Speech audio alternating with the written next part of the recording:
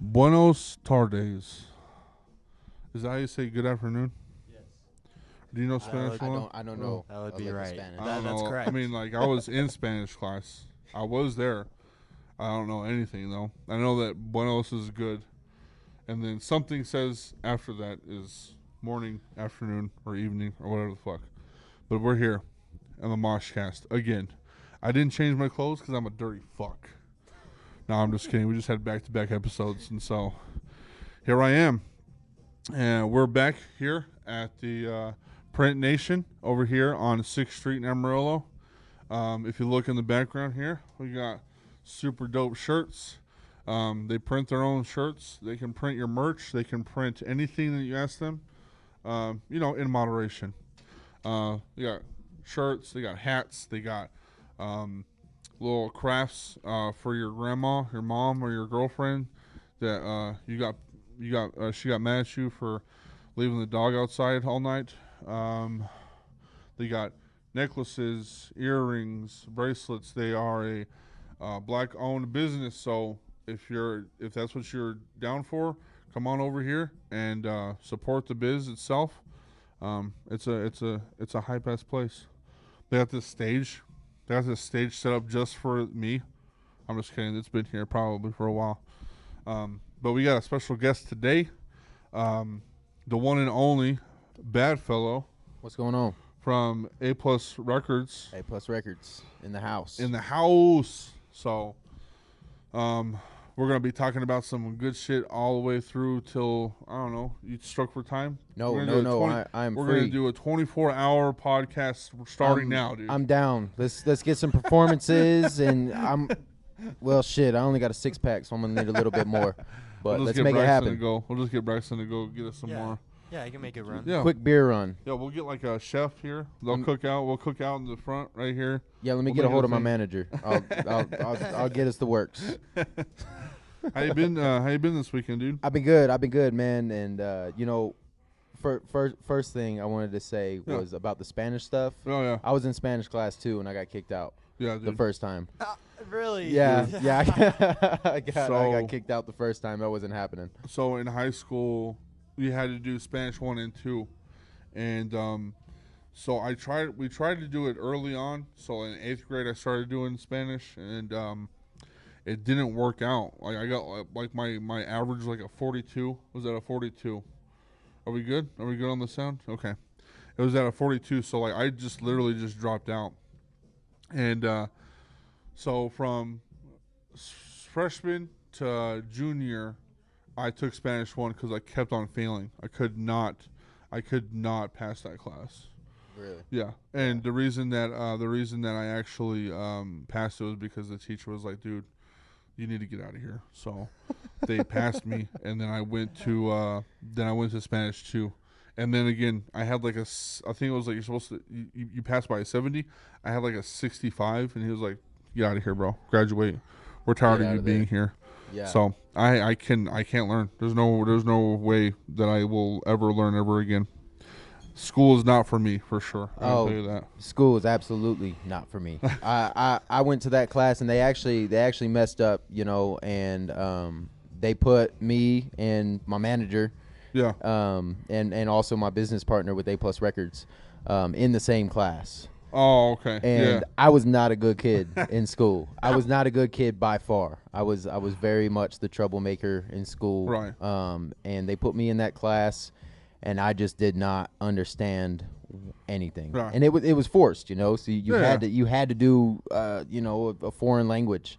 And I eventually, was pushed to the limits and got kicked out of that class. And you graduated though, right? No, I did not. Oh, you didn't? No, I dropped out. You're like, fuck this. Yeah, I absolutely. Man, school wasn't for me. I was in too much trouble, and it came down to it, and it was like, well, you got 2 more years, and I was like, no, No, I don't. no, I don't. You can't make me. Yeah, I would much rather work. Yeah, dude. My mentality was like I hated school so much. I was a goth too, so that really did a damper on my social skills too, because nobody Right. wanted to talk to me. But I really hated school so much that I woke up one day, I was like, if I go to school every single day, they can't tell me nothing.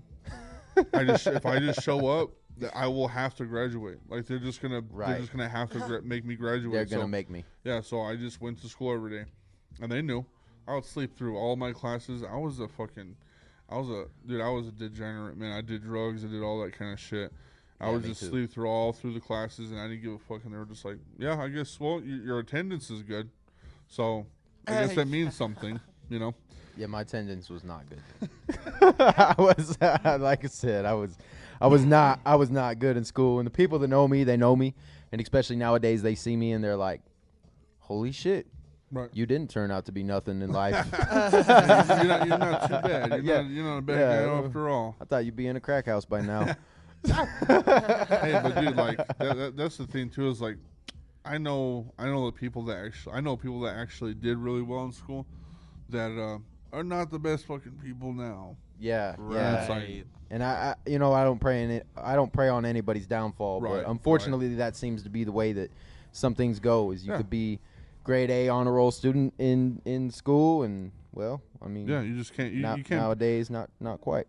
You know, you can't pick how. Oh, you can pick how you become, but Right. sometimes you just can't get the bad out of the people. It just ends up being there. You know, my parents were like super like scared of alcoholism because my grandpa was an alcoholic. You know, and he died from alcoholism. He died like literally from cirrhosis of the liver. I mean, that's how it went. And so my parents were like, yeah, we're not going to have alcohol in the house. We're not going to drink ever. And you're never going to see alcohol. You're not going to do, you're bad if you do. And I'm like, whatever, Mom. Whatever, dude. And so, you know, like, I kind of stuck with that. It kind of, like, scarred me a little bit. I was like, oh, drugs are bad. Alcohol's bad. Right. If you do that shit, you're a fucking lowlife. And then I got into high school. I was like, weed won't hurt. Yep. And then pills won't hurt. And so I started doing that, and then I just never drank. But that's the crazy part, is that I would do those things, and I would just never touch alcohol. I never touched it in high school. I never drank. I never did any crazy shit like that. But then whenever I like got married and stuff, I was like, I'll take a beer. I think I'm grown enough. I think I'm grown enough to have a dose or something. Married. Yeah, I'm married. Come on, I can do this. And so, like, you know, I started drinking, and it wasn't heavy or nothing. I would have a pack here or the weekend or a bend a weekend or whatever. Right. And then now I'm thinking about, like, if you can hold your own, then what the fuck is wrong with people being so scared of something that has no hold over you? Yeah, absolutely. Has no hold. If you want it to hold you, if you want that to grasp you on the neck and never let go, you can absolutely let that happen. Yeah, yeah. But I've never been like, I am so addicted that I cannot stop.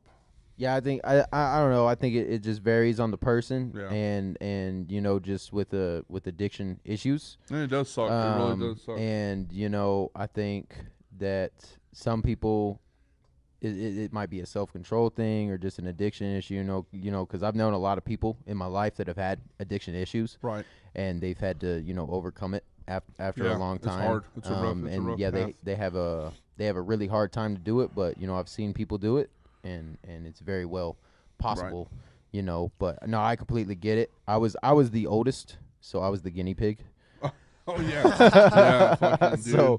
So it was like no weed, no alcohol, no, you know, like, and now I've got two other siblings, and I guess the rules are just out of the window. Oh yeah, 100%, dude. You get to the youngest and you just give up, you know.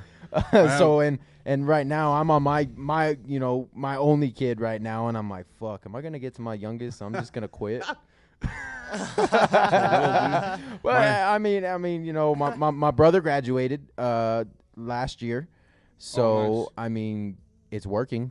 Right. There's something going on. My youngest sister, my parents don't give a fuck. Yeah, I mean, it's the way it is. Bro, like, I'm not gonna say stuff that would kind of get her in trouble because I don't know if my parents will watch this. Right. They're probably watching it to make sure I'm not doing anything stupid, but my sister's done some things and told me some things, and I'm like, bro, like, I had to be home at 8:30, bro. Yeah. And I call my mom, hey, where's Mel? She's like, I don't know. I don't know. Mom, it is 11 o'clock on a school day. Right, she'll be home. Yeah, I'm like, dude, like, you don't even know where she's at? Come on. What the hell? Yeah. So, you know what, Mom, Dad? It's my turn. I'm just not gonna care anymore. If you don't care, I don't care either. I want to be that kid. You know what? I'm gonna switch places with my sister. I'm gonna sleep at the house. I'm moving in, and I'm gonna be your youngest. I'm gonna be the youngest sibling. I don't care how old I am. I have this running theory that my mom kept me in the house longer than I was supposed to. So I think my birthday is not 1995, March 18th. I think it's like 1992. Yeah. Because, dude, I got a beard when I was in 5th grade. No kid, no child That is growing beard in 5th grade. Right. Right? Right. So I Yeah, have to be absolutely not. older than... Yeah, you've got to be older. Yeah. When did you move out? Years. I moved out of my house when I was 20. Yeah, see, I was kicked out when I was 18. Oh, you were kicked out. I wasn't kicked out. You're like, I "Get know. outta I here." know my dad's watching right now. I know he's watching. I absolutely know he's watching. And I always make him feel like he kicked me out. But it was just circumstances, and I wasn't really staying there much anyways. Right. I was staying with, my girlfriend, and I had a room. Right. And they needed that room. Right. So it was like, hey, you should move out. I'm like, yeah, I am moving out. And then Yeah, good. Thanks for saying it. I was like, yeah, I'm moving out next month. This is, the date that I'm going to move out. And, I was getting close to where I needed to pack my things. Yeah. And I went to work, and I came back home, and all my shit was packed. Ooh, they did it for you. They were petty. Yeah, he did it for me. He They was were like, petty. yeah. So I get it. They needed the room, Right, and right. like I said, I know he's watching right now, and he knows how it went down. But yeah, I've always said, I'm like, man, I didn't move out. You fucking kicked me out. Fucking, that was kind of like me. Right out of high school, I was like, all right, cool. And then I met my ex-wife, and I was like, all right, cool. And my mom and like, you need to be home at this hour, and I'm like, I think I'm gonna get married, dude. So I don't think I need to be home. Right. I'm like, I don't, no. I should no. Like, we had a really big battle about me being, like, their rules. If I was staying in their house, their rules, abided. So I was like, what are you gonna do if I don't show up? What are you gonna do if I don't just show up at the house? Like, are you gonna call the cops? Like, I am an adult, mother. I am 20 years young, dude.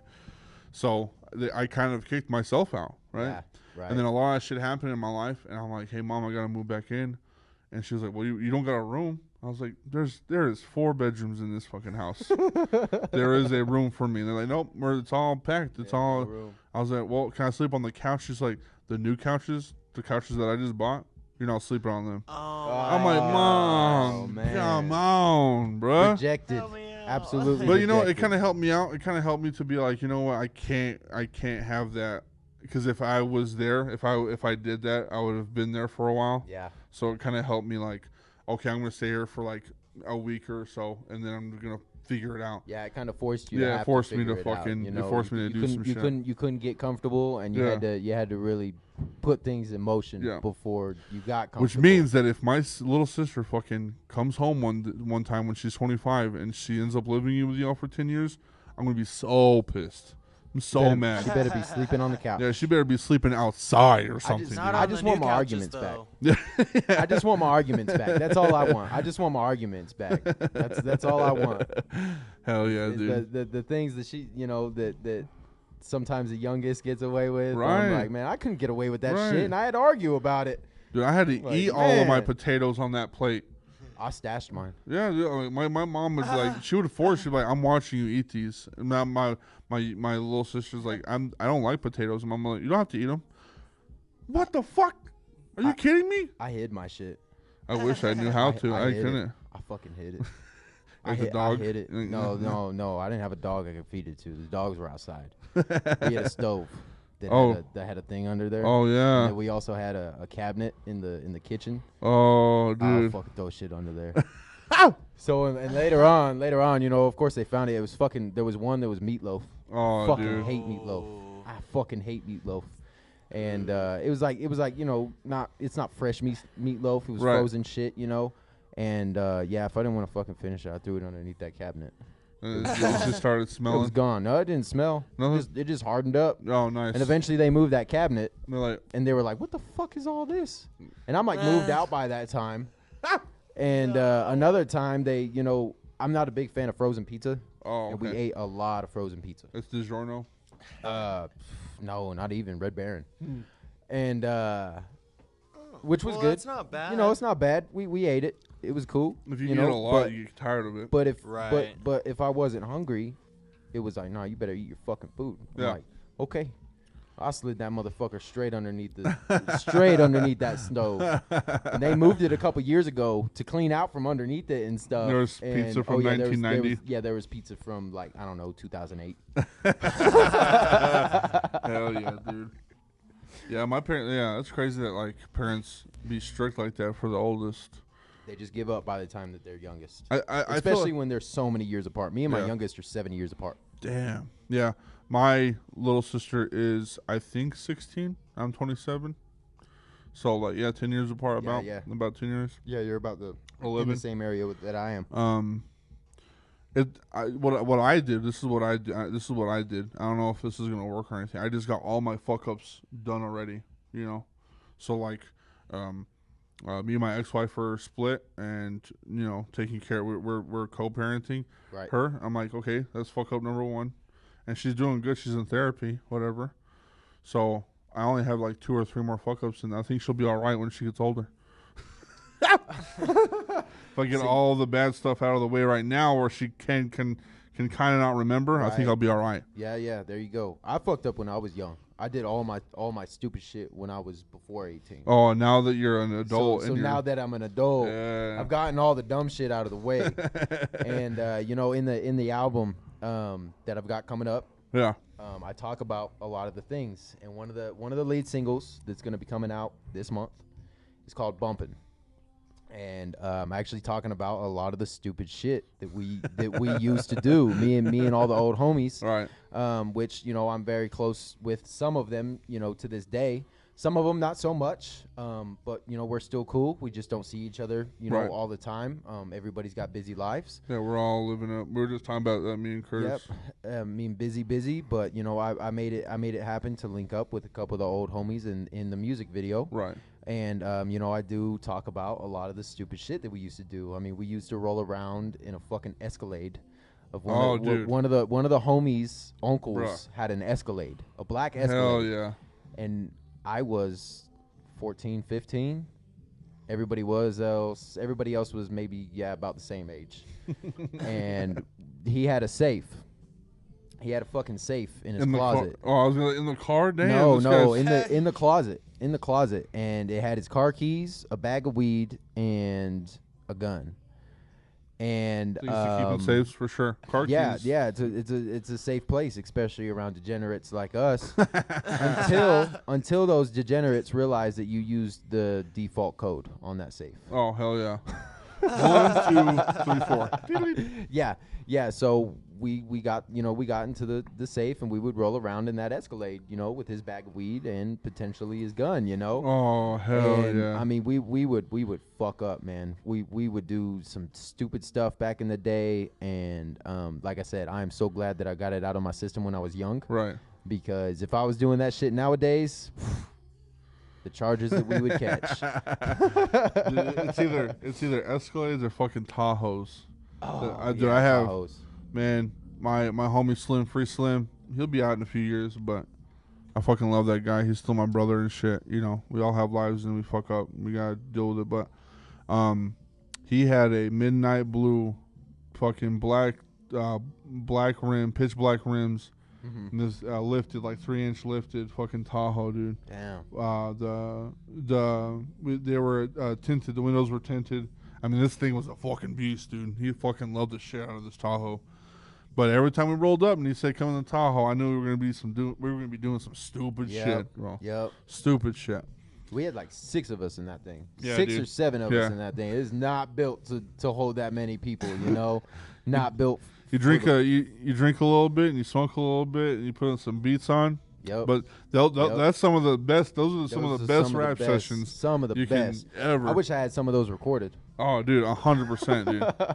When I started doing rap and stuff, like we were in my homie Grim's garage. Shout out to Grim.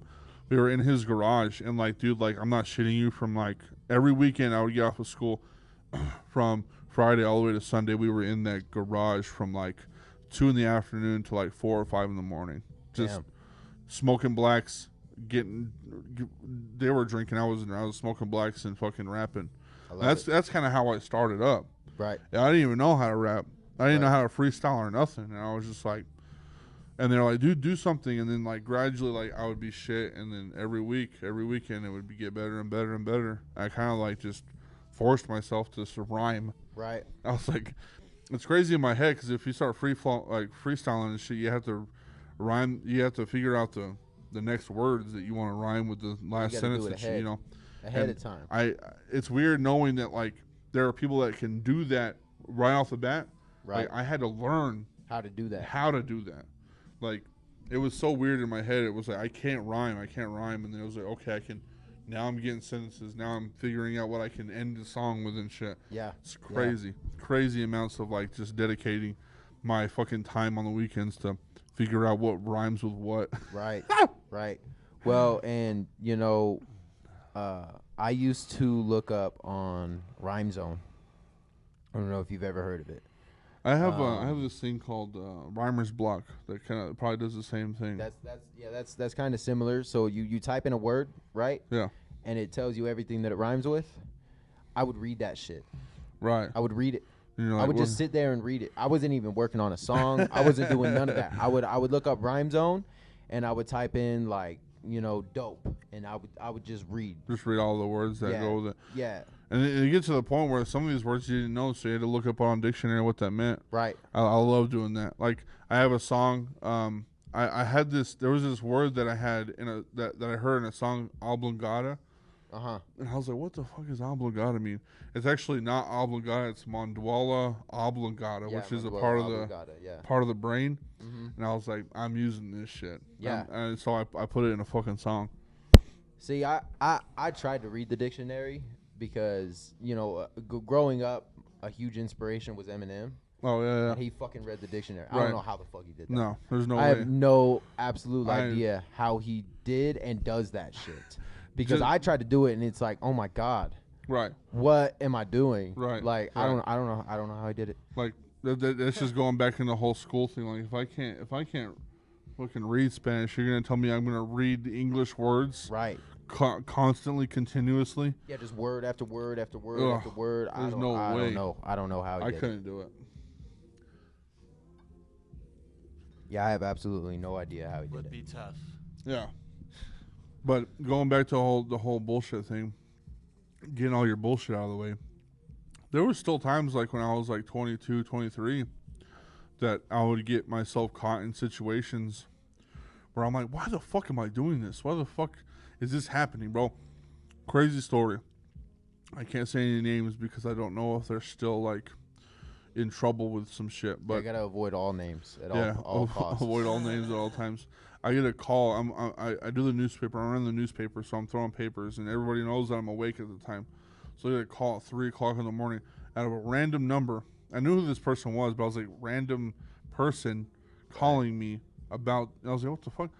They're calling me. They're like, hey, just so you know, I'm running away, and I'm contacting you because I know that you'll tell people what's happening. I'm like, bro, you're gonna put this stuff on my shoulders? Like, what the fuck? And they're like, this is what I need you to do. They're like, I'm leaving all of my stuff at my dad's house, right? I need you to get all of the stuff that is, paraphernalia out of the house. And Shit. You can have or sell or whatever the fuck you want with it. Right. But I need you to break.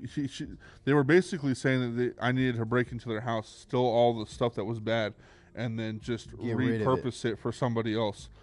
And so I did that, and I got all of the pipes, I got all of the fucking pills, and I got 2 pounds of marijuana. Holy shit. 2 pounds. Whoa. I mean, they look like pillowcases, bro. Like pillowcases of OG Kush. Wow. Just random, dude. Wow. I was like, what the fuck? And so I repurposed it. I'm not gonna say what I did with it. Right. I'm just repurposing Right. what I had. And I was like, why did this happen to me? Why the fuck did this happen to me? Just out of nowhere. Just out of nowhere. And then it happened again. during the day, it was like 2:00 in the afternoon. I was smoking a cigarette, and one of my friends rolls up. And she was an acquaintance. She wasn't really a friend, but she walks up to me and goes, "Hey, something happened at my house. The police are gonna come. I need you to take this and repurpose this." And it was a container that had like 70 fucking buses, like 70 Xanax bars, the fucking green Hulk school buses. I was like, bro, why is everybody just wanting to give me drugs? Like, do I look like the guy? Yeah, you must be the less known. Yeah, I guess so. Because like, that's what we did in school. That's what we did in school. And you know, it's funny is I just talked to him, you know, when we did that music video. Right. And we were just talking about this. It was like, you know, he had come from like a private school. Oh yeah. A private type school, and you know, he was very, very quiet and a lesser known suspect. Oh, okay, yeah. And so what would happen is I was prime target. I mean, me and a couple other of the guys that I Who are with, the shittiest people in yeah, school? Yeah, you. As soon as we walked in that school, they looked at me and a couple other people, and they're like, fuck them. They just knew, you know. And so him, on the other case, he, you know, fit in with us. He fit in with us great, but he was quiet. He was, you know, shy, and he really tried to stay out of trouble. Right. And when he did get in trouble, he didn't go down by himself, because I wouldn't let that happen. It was actually like the first day of school. We were all in the same PE class, and the coach targeted him and wanted him to go to the office. Right. And I was like, fuck that. You ain't going by yourself. Fuck you, coach. You know? And so I ended up going to the office with him, yeah. You know? And, you know, there was a lot of cases. But a lot of times, you know, there were some things that we did, and I knew that when we did them, I was going to get searched. Right. So I would do it, and I would give it to him, and then I would get searched. Right. They wouldn't find that shit, find you know. And I won't own up to anything that I ever crazy, did. Bro. Absolutely, I will not own up to it, because they still to this date, you know. Of course, my sister goes to that school, right? And she was actually asked about something that I did. Wow. By one of the staff employees, and no way. Yeah, she was straight up been like, ask your brother what he took from me. And I was like. But she asked me, I'm like, she sent it in a text. I was like, I don't know what you're talking about. And then I called her, and you know, of course, I had told her about it. Right. And she's like, "Are you fucking serious?" I'm like, "Yeah, don't ask. Like, why would you guys leave that out? You know?" Right. It was paraphernalia. Right. And they had kept a collection of it. Yeah, and then you repurposed it. And no, I didn't take it. Oh, you didn't? No. No.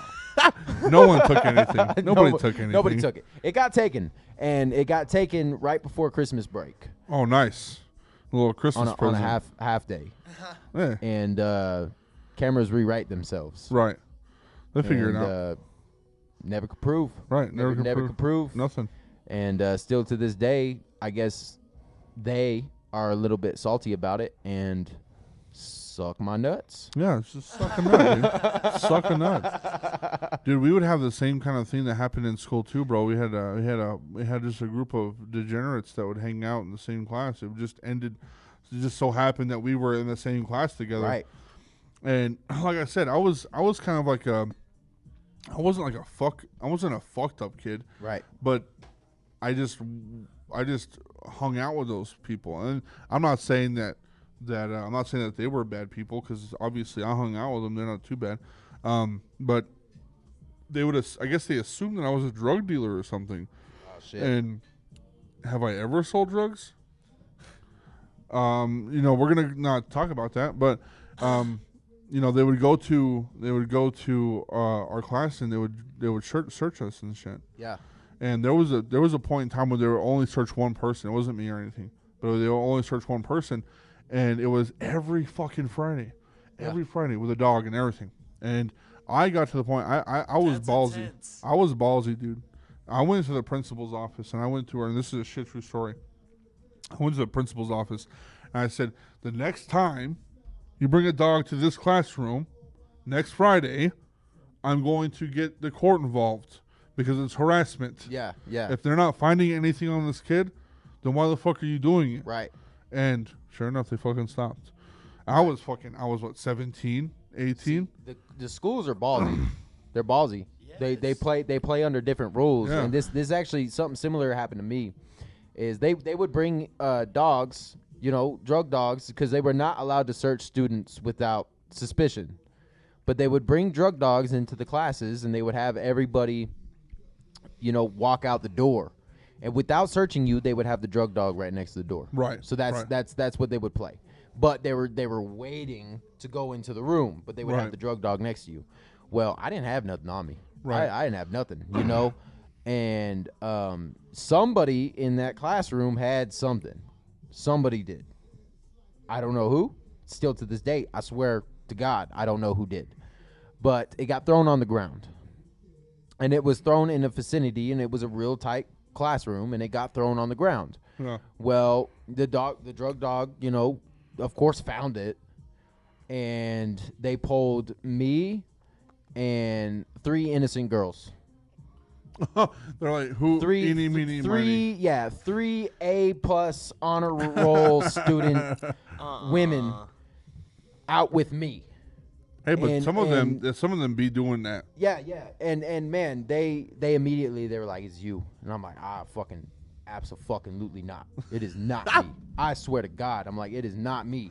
And I went round and round and round, and they called my dad. I was like, let me do a drug test.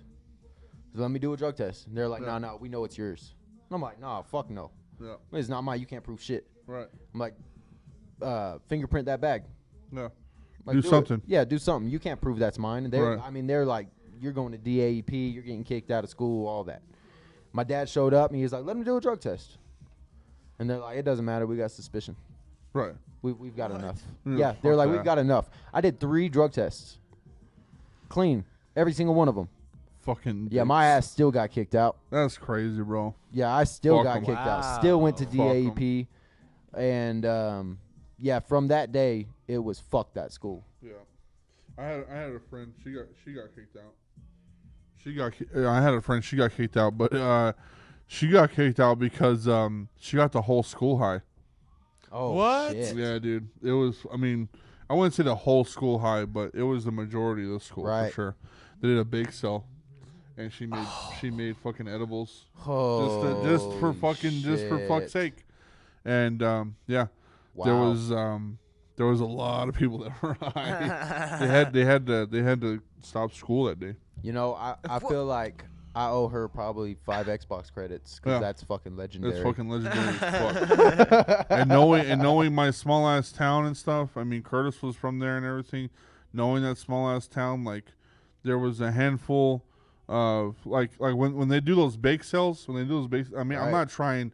In no way am I trying to sound like it is humorous now because I know that they're okay, so everybody's fine. Right. But there's a handful of people that are just people, and then there's a huge handful of people on the spectrum, Right. and they do these bake sales specifically for them, Yeah. and they were fucking stoned, Yeah. and it's just funny to me knowing that there was just people that were on the spectrum People who just had no idea. Yeah. on some other fucking level, dude. Right. That's awesome. That's so cool. That's Everybody's so cool. fine. Nobody died or anything. So That's one we're hell good, of a but senior prank. it was crazy. I mean, if it's edibles, then you ain't gonna fucking die anyways. Yeah. Yeah, dude. There's been moments in time where I've been a little bit too twisted, too high. I'm like, oh fuck, I think this is it. Oh yeah, me too. Going out. There See you was- later, world. There was a time I was on probation for about a year when I was younger, and so of course I couldn't smoke. I couldn't Right. do anything like that. It was like every time I went in there, I had to go piss with some dude watching me, and I'll tell you what, dude, that never ended up well because I cannot pee when somebody's watching me. Oh, yeah. hard. It is impossible. Yeah. It is impossible. And there was a lot of times that they were like, dude, you report it for it's fucking 6 o'clock.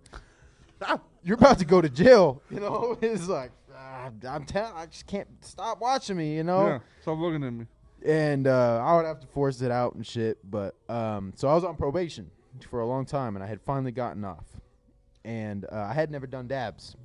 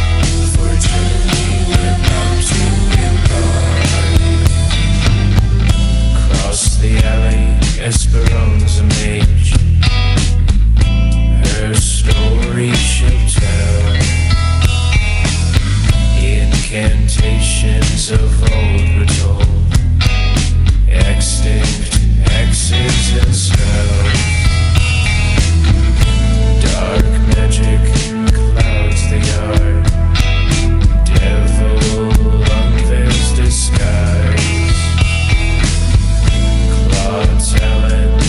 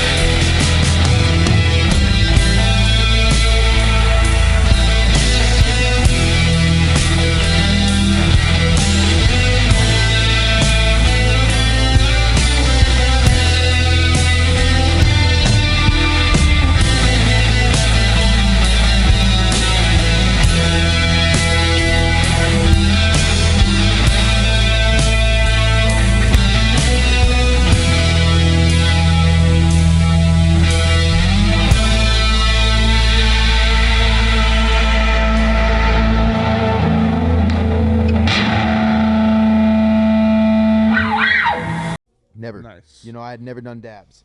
And I had some homie, you know, because that really got really, really big while I was on probation. Right. You know, I was a smoker. I would okay. smoke all the time. But the dabs came up whenever I was on probation. And so I went over to a couple homies' house, and, you know, they were sitting there doing dabs. And they were like, yo, you want some? And we had planned on drinking and smoking that night. Right. And just hanging out. And so I showed up, and they were like, yo, you want to do a dab? I'm like, all right, cool. Give me something small, though, because I have heard about that shit, you know? So I did it. It just kept coming. It just kept coming. Hell yeah. And coming and coming. And I wasn't no bitch. So I was like, I'm not going to stop. So Right. I did the whole thing. And my homie, which is also in that video, his name is Jordan. Shout out to Jordan. That's my guy right there. Shout out Jordan. He is one of my closest fucking friends and has stuck by through everything. I met that fool in 3rd grade. Hell yeah. But I'm literally sitting there coughing and coughing and coughing and coughing. And he don't smoke, mind you that. He don't smoke. He's a straight edge guy. Yeah, well, not really straight edge, but he had one bad experience with smoking because it was laced. Oh, So that damn. killed it for him. Fuck lace shit. Yeah, fuck that. So I had actually, you know, I had done it, and I was sitting right next to him, and he was like, I just want you to know that was big. He was like, that was a big dab. He's like, that's small for them, Right. and they do this every day. So I was like, oh, shit. You know, I was gone. Yeah. I was completely gone. I was gone. That night was ruined. I wasn't drinking. They were like, yo, you want to drink? I'm like, You're like, no. I can't even fucking move, you know? That was my first and my last experience with dabs. Dude. I was that's like, I will insane. never do that shit again because I was gone. I couldn't move. I couldn't speak. I did too much. You know, thinking I did about too it, much. I've never done dab. What? Yeah, I've only done flower. If you haven't smoked, Dude. If you haven't I've smoked never in a year, done dab. if you haven't smoked in a Come year, on. don't fucking do it. Don't fucking Don't do fucking it. Don't do it do as it. the first thing, sure. You know what? Where's some dab? You got dab? Let's do it. Come on pod. My No, I'm my just my kidding. Fuck tolerance that. my tolerance was so low, you know, because Yeah. I hadn't smoked in a year, and it was just like overwhelming. Yeah. That no, was the I have. first and last time. I have a love-hate relationship with weed, THC, whatever you want to call it. Right. Because every time that I've smoked it, it's either a really great experience or a really bad Bad one. experience. And all of the really bad experiences outweigh the really good ones. So I don't smoke marijuana, just because of the fact that when I was 22, 21, Right. I got diagnosed with chronic anxiety, and it was because it was I had marijuana-induced anxiety, which Wow. triggered my Really? chronic. Yeah. Really? Damn So it. what had happened was me and my homie, we were smoking at this place called the Crossroads, and I got super high. That sounds familiar. Yeah, this is a Crossroads over there in Freona. It's a little, Oh, yeah, cowboy yeah. I know what you're talking about. Crossroads. Yeah. We were smoking there, and it was just a blunt. It was just a blunt of flower, and I was like, dude, I'm really fucking high. Like, it's there. And he goes, yeah, me too. And this guy, shout out Eric, he is tolerant. He has really high tolerance. Right. And he goes, to be honest, dude, this shit's really got me high too. And it just started progressing. It was, Yeah. I'm like, dude, like now I'm scared, bro. And now I'm thinking that we're in the ocean, and that's a ship over there because it was dark. I couldn't see anything, so the world started doing this, and I was like, we're in a fucking ocean, dude. And we're drifting away, and we're never gonna come back. Right. And I was freaking out. But that goes into my weed experience. 'Cause every time I smoke weed, I get that way. I Right. get crazy and trippy. Well, we start going home, and I'm like, dude, like, I'm here still. Like, I'm Yeah. still fucking high, dude. Yeah. I'm still. And he goes, yeah, me too, bro. I'm like, I'm kind of scared. It's been like an hour or two. It should be kind of. And I was like, well, maybe if I walk home and then go to sleep, everything will be fine. I walk home. I'm still fucking high. I wake up. I'm like, I have this really bad fucking afterglow. I'm like, dude, I feel like I'm still high. Right. So I'm like, if I eat breakfast, I'll be fine. I eat breakfast, go to work, still fucking high. Lunch, high. Still high. All Yeah. day, dude. All high. day I was high, Wow.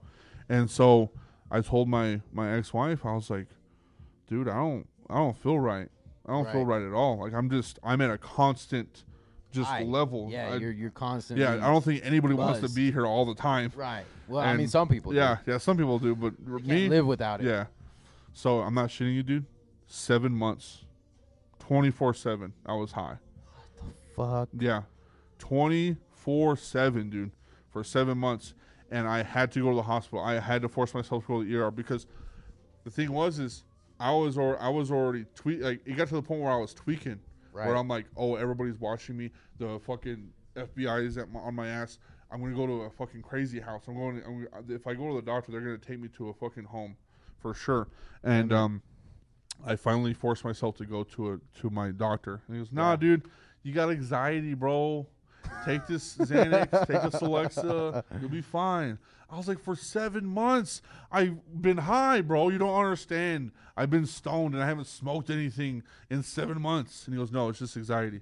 And sure enough, dude, it was anxiety. It was chronic. Holy shit. It was marijuana-induced anxiety that turned into. No, it didn't turn into. It's complex. It's marijuana-induced anxiety that I already had You already anxiety. had, but it triggered. Yeah, it triggered it to where now I understand that I've always had anxiety my whole life. Okay. And I took the medication for a few months, and I said, well, I think I'm good, and I stopped taking it. And from then on to now, I've been kind of just making sure, because it's always there. My anxiety is always there. Right. But I've learned to live with it, and I've learned to understand that, like, it's pretty much going to be like this until, you know, it's just one of those things, you know. I'll take a Xanax here, or I'll take a pill here to even myself out sometimes, but it's not nearly as bad as it was back then. Yeah, see, I have social anxiety. Yeah. Me too. I'm really, really bad. And it I'm an artist. Yeah.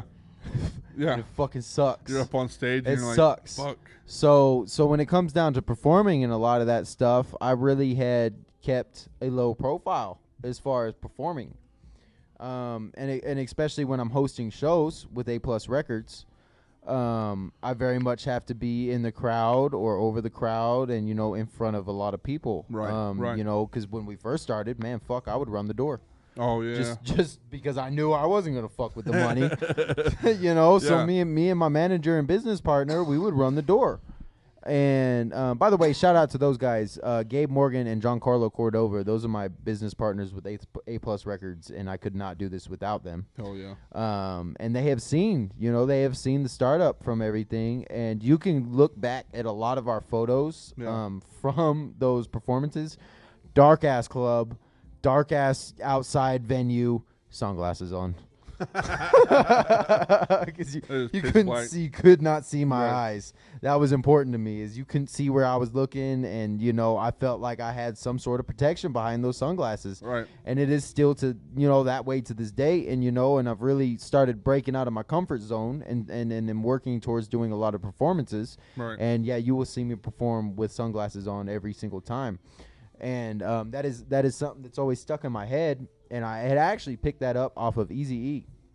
Oh, yeah. Is because he would wear his sunglasses when he Okay. would record Right. and when he would perform, Yeah. because of, you know, some shit like that. He Yeah. wasn't a rapper. Well, and even back then, he probably didn't even know what it was called. He was like, I just feel Yeah. weird when I'm on stage. Yeah, exactly. They didn't So- call it anxiety back then. They didn't know what that shit was. No, They're he just like, knew whatever. that the sunglasses helped. Yeah. And that was something that I had picked up on, and, you know, it's really helped me out, you know, especially nowadays when we host shows. I tend to stay backstage because I got somebody to run my door. I've got, you know, somebody that can do that, and Right. I need to stay close to my sound. I need to stay close to my DJ, and, you know, for the most part, whenever I break out of backstage, I'm either performing or I'm talking to, you know, venue managers. Right. But, Right. yeah, so I completely know how that goes. Like, even in stores. Oh, yeah. When I go to the store, well, my sunglasses are on. Dude, I don't Malls, care if I look Walmart, like a. fuck that. I don't I'm care like, if I man, look like a douchebag. good. I do not care. I got my sunglasses on. People wanna give me a fucking a at weird this look. guy. Yeah, people give me a weird look, and I'm like, nah, fuck them. Yeah. You don't know what I'm looking at. I'm looking right back at you, bitch. Yeah. I'm like, you don't know where my eyes are. I know where yours are, though. Do you think, like, do you ever think, like looking back at it and stuff, do you ever think that, like, the reason that, like, sometimes we're like this as people now is because of what we did back then? What do you mean? Like, dude, I was like, I popped pills, man, hardcore. Right. I did like Spice K2. Mm-hmm. I did all that shit. I was like fucking crazy. I And now I'm over here like, am I just dumb as fuck now? Am I just burnt as fuck? Like, I really think part of it might just I mean a lot of it, it's so technical. Right. You know, there's a lot that goes into it, as far as your upbringing, yeah, as far as, things that you've been through in your life. But I mean, I think some of it you're born with. And there's people in my life that haven't been through a lot, that haven't had to deal with a lot of those things, and Right. it might be the smallest thing that triggers it, and they're stuck with it for the rest of their life. Yeah. Whether it be drugs, whether it be upbringing, whether it be one little one small trauma filled thing, and it brings it up. Like me, I've always been a shy guy. Right. I've always been a shy dude, but I love hip hop. Right. And I love music. And I felt like I could do something with it, and that was always a challenging thing for me, especially with as well as being a perfectionist, which has gotten in my way for a lot of years. Right. And oh man, perfectionism, that is a cancer. Right. I mean, look at Dr. Dre. Yeah. He can't put out shit because he's a perfectionist. Yeah. It is a cancer. Absolutely. Like it's cool wanting all your stuff to be perfect, but to obsess over one little thing and say, nah, fuck this song. Yeah. Over one little thing, Taking like a drum being too loud, or a snare being too loud, or your vocal just not quite being too right, you know? Right. And that's what I did for years. My last album wasn't until 2017. Right. And I put out some singles, and I focused on a lot of artists and helped a lot of artists out as far as grow their fan base and their demographic and everything like that. But as far as myself, I could not push myself to release anything because of my perfectionism and my anxiety. And, going back to the anxiety thing, I think a lot of it you're either born with. Right. And it's never triggered, or, you're just born with it. And it just shows up one you day. have it. Yeah. You have it. Like me, I cannot, just social settings are terrible for me. Right. Because, I smoked. I never did K2. Right. I never did pills. Never did any of that. No pills? No. Give me on some advice real quick. I never did pills. I mean, I might have taken some hydros whenever my back hurt. Shit. And I took those every morning. I'm going back to sleep. Fuck you. I mean, we relocated hydros, but We relocated them. We repurposed the hydros. But I mean, I had a homie that had a supply of them, but they got relocated. Right. But I never really did any of that. I mean, the most that I did was maybe shrooms. I did shrooms. Nice. I almost got run over Nice. night on shrooms. Hey, shrooms are good. I think shrooms are healthy. Shrooms are awesome. I mean, they they just are. Found They're out cool. They just found out that shrooms actually help like a lot of the PTSD. Yeah, they do. Really? Yeah, a lot of the if you microdose the shrooms. Just don't walk around at night. Yeah, while taking a large dose. They're saying that psilocybin actually helps a lot of the mental traumas and the mental problems that people have. And what's really crazy about me is that they're coming out with these statistics, but there is still a stigma behind a drug. Right. And so, I'm like, dude, I can actually use this to help me, but my mind's like, dude, all your life you've been told that drugs are bad. Well, it's just like marijuana. Right, exactly. And It's I'm just like, marijuana. I'm still sitting here being like, you fuck. A lot of things in our life, we've been told this is good, this is bad, this is good, this is bad. But then, you know, 50 years down the line, they're like, oh shit, this has a benefit. Oh shit, this has a benefit. But we've been telling these people that it's bad all their life. Yep. And then and then it's also a money thing. Yeah. It's like, how do we make money off of this? 100%. If we can't make money off of this, then I'm not fucking dealing with it. Yeah. So that's why we can't make liquid nicotine, because we can't make money off of it. Exactly. Shit, I think he could. You can make money off it, but you're not making money off of like cigarettes that would. No. Cigarettes make tons of fucking money, dude. You're right. Even And you're getting 24, and people smoke a pack a day sometimes. Right. Dude, you're spending like, It's like $10 a day. $10 a day. or you can have a nicotine drink that's like $3. Which one do you want the more money from? I'm gonna do $10 a day, bro. If you can give me $10 a day, I'll do that over the $3 that you're gonna give me. You know what I'm saying? Right. It's all money. It's a money grab. Absolutely. With how bad everybody knows that. Right. And we still do it. We still do the shit. I know I do. We still fucking and that's the crap. I mean, I smoke Black and Milds when I smoke cigarettes. That's like $1.18. So I'm not too bad. But if I smoke 3 blacks a day, that's almost $5. I mean, how it's just one of those things down the road. Well, I mean, I got a busy life, very very busy, and a lot of it can be stressful. I got a job. I got a 9 to 5. Right. And I got a daughter. Right. I got a relationship.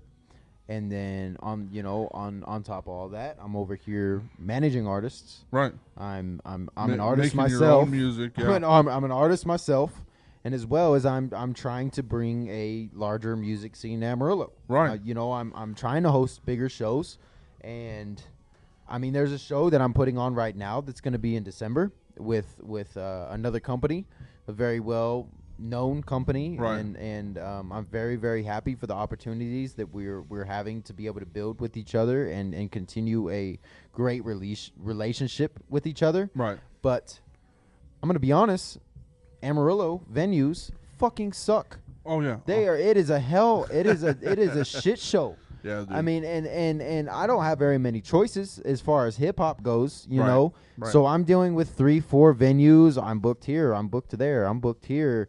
No, I'm not booked today. And then we go to sign a contract with an artist, and then I'm like, hold on, wait a second. Your Facebook shows that you're booked that day. Right. So yeah, I smoke.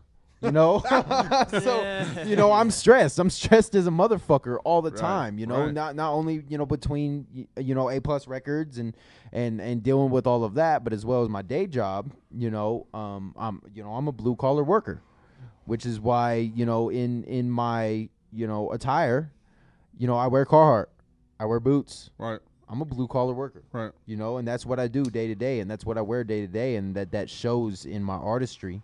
Right, and then you're on stage and you wear fucking Adidas? Not anymore. No? No. I mean, I'm going to wear Adidas hats. Oh, okay. But I'm going to wear boots. You're showing up to what you are. And I'm going to wear Carhartt. Gotcha. Because that's what I wear. That's what I represent. Yeah. That's the life that I live every single day. So why would I go and wear Adidas or Nike and wear these, Louis Vuitton, Gucci, whatever the fuck, that Walmart, I don't live that shit. I don't live that shit. Factory. I don't live that. I'm not rich. Yeah, I don't live that shit. So why would I go and buy an outfit to perform in? I'll just come over here to Print Nation. Exactly. That's where I get my fits at. Exactly. So why not? Why would I go and buy that shit when I could wear what I wear? I wear boots. I wear Carhartt. That represents exactly who I am. And so in that, I smoke. Right. I vape. But in that, if I can't vape, if I'm out of my vape, and there's a convenience store nearby, I'm gonna buy a pack of cigarettes. Yeah, cigarettes. Because I'm stressed. I need something to get at, So if they had liquid nicotine, if they had liquid nicotine, I wouldn't have to smoke, Yep. But there's no money in it. We just talked about that, and we're like, it would be the most insane. Oh yeah. Here, by the way, can I vape in here? Can I vape in here? Oh my God. The Wake and Bake Coffee he's Company. Giving me the thumbs up over there. Yeah, the Print Nation has the Print Nation has your liquid nicotine coffee mug right here, and you can smoke a bowl right out of it. Bars, dude. That's awesome. That's what we need. You know what? We need to do a collab. Print Nation MOSHCAST coffee mugs. That's like we call it a mosh kit, and it would be like the mug, and then it would have like a vape or a Black and Mild inside of it, and then it would come already pre with a twisted tea inside of it or something. Dude, I'm down with it. matter of fact, I'm gonna take it further. Let's do a giveaway. I'm gonna buy some things from y'all, and I'm gonna give them away. Hell yeah, dude. I'm gonna set it up. That'll be sick. Let's make it happen. Giveaway. Fuck yeah, dude. I'm gonna buy down. some things from y'all, and I'm gonna do a giveaway on the A Plus Records Facebook. Boom. You heard it Yeah. here first. It's coming. Dang. It's coming. I promise. It's coming. It's coming. And that goes towards a lot of what A Plus Records wants to do. Right. And I'm very much for the community. Oh, 100%. And like I said, I'm very much into growing the Amarillo community as well as the music scene.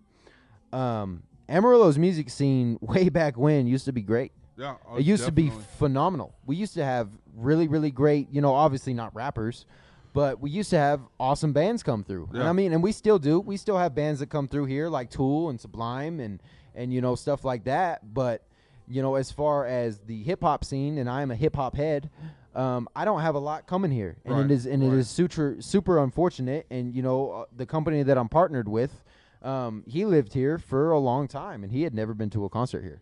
Right. Ever in his life. Damn. And he moved to Austin, and now he's doing a lot. He's doing more than he can keep up with, Right. And so coming back to that Amarillo, foundation and home base, we want to bring more here. Right. There is such a huge scene in Right. Amarillo, and I really feel like it is a missed market. We're a pass-through town, and I hate to say it, but we are. People pass through us to go to Lubbock. People pass through us to go to Dallas. People do all of that. And I am very, very strongly felt that Amarillo could be much bigger. If Amarillo wants to grow, it's got to have a music scene. Right. I mean that. 100%, I mean that 100%. when I say that. And that's true. Like how you said, like Tool and Sublime, that's cool. Like It's awesome. Yeah, it's cool that they show up. Where's the new shit happening? Where's the new artists coming through? Sublime's been here for fucking ever. They don't give a fuck. Tool don't give a shit. They've been doing tours for fucking ever. Well, one of the members of Tool is from here. Really? Yep. No shit. Yep. I didn't know that. My dad knows him. But it's just like where's like where are the new artists that, like, I don't know, Post Malone passed by through here. Why isn't he doing a show here? Russ Suicide passed by Boys. here. Yeah, Russ passed a by while here. ago. Russ performed here. Oh yeah, really? Russ did I didn't perform. know that. You know why? Why? Because his hotel got fucking leaked. That's right. His hotel got leaked, and everybody showed the fuck out just No at the shit. hotel. Yeah. They showed up to the hotel and showed love. I mean, that fucking hotel was surrounded, man, because he was staying here. And he was His like, tour "Fuck it, bus I'm was doing in here." the parking lot, and so he said, I am coming here on my next tour. No shit. And it sold out. That's Yeah. right. See, that's the thing. Suicide that's- Boys that's- passed by through here. That's the huge thing, is that Oh, Russ... fucking Russ has his shirt. His Russ on. Yeah, I yeah, saw that exactly. one, there, man. there we go. See, Russ showed up here, wasn't performing here, wasn't doing nothing, just staying here, just staying at the hotel. People found out that he was here, and they showed the fuck out. Right. So that's the thing, is it's like, I can get people to show out for artists. Right, 100%. It is not a people won't show out thing. It is an artists don't come here thing, because promoters are not willing to bring artists here. Right. Because they think that they won't show out. I mean, Yep. we've sold out plenty of shows. Oh, for sure. We've sold out tons of shows. Just the shows that we have put on. Right. We've brought artists, and I mean, back in the day, I think it was like 2018, 2019, we brought Tay Money here. And I'm going to be honest, the show did terrible. It did awful. Really? It did god awful, but she hadn't blown up yet. Now come to 2022, almost 23, she's got millions of streams on Spotify. Right. She's huge. You know why? TikTok. Yeah. TikTok is So- a big fucking thing. It's not that Amarillo won't show out. Right. It's that people aren't willing to take that risk to bring people here. Bring people. Because it is a risk. Right. When you're putting up, $60,000-$70,000 to bring artists or an artist here, that is a huge risk. That is a huge risk. Right. You know what I Right. mean? Yeah. And a lot of times, when promoters do that, they want to put their ticket sales up to $80-$70. Well, I'm sorry, Amarillo's not going to pay that. Yeah. No way. Amarillo's not going to pay that. So you're only going to get 700, 800 people in that venue if Right. you're lucky, 20 you know. bucks a So pop or whatever. if you've got a I don't know. group of 10 people that want to go to that show, but 9 of those people can't pay for that ticket, well, that other one person ain't gonna go because their Right. group can't That's come. true, Right. yeah. You know what I mean? So when bringing your money comes in numbers, you know. And once the city of Amarillo kind of realizes that bringing artists to Amarillo is an important development, I mean you can bring baseball here, you can do hockey teams, you can do comedy shows, you can do all of that. Right. But you look at Austin, you look at Dallas, you look at San Antonio. If you don't have a music scene, you're not gonna grow. Right. You ain't shit. You're not gonna grow at all. You know. It's a huge demographic and Right. a huge marketing area. It's a huge business when it comes to cities, Right. and it's missed. Yeah. It's missed here in town, and that is my goal. That is A Plus Records' goal, is not to only develop artists and myself as an artist, develop myself and grow the artists that I work with, but I also am planning and moving very forward on bringing artists and consistent shows to Amarillo, Texas. Hell yeah. That'd be kick-ass. That's an important thing to me. The biggest thing right now is venues. Yeah. I mean, if I book, I don't know, let's say DJ Paul, Right. 3-6 Mafia, Yeah. there's a ticket. Yeah. There's a ticket to it. But in that ticket, I got to be able to make my money back. Yeah. 100%. It's all profit. Make So profit. so in that, I want to keep my ticket sales low, but I need to be able to get, I don't know, 600-700 people within that venue. Right. So now when I'm searching for a venue, I mean, what options do I have? I got Azteca Music Hall, which can house, a large amount of people, but it's too much. They Right. don't have their sound. They don't have their own sound. They don't have their own stage. Right. I can go to Zombies, Mm-hmm. That's a good one. That's and a good it's a venue. great one. It's a great venue. I love that venue. It's awesome, but I can't get 600, 700 people in there. No, absolutely not. It's You not can going to get happen. maybe like I'll never be able to make. tops. I'll never be able to make that money back. Right. I would have to put it at $80 a ticket. It's not going to Right. happen. Yeah. Actually, you know what? Bad. Let's take a break for a second. Gotta change the battery. So hold Okay. that thought. All right. And we'll be right back. Awesome.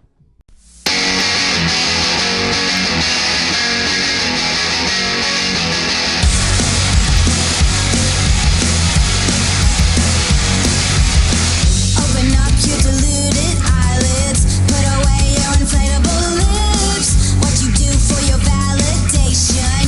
It's a game, but it doesn't make sense.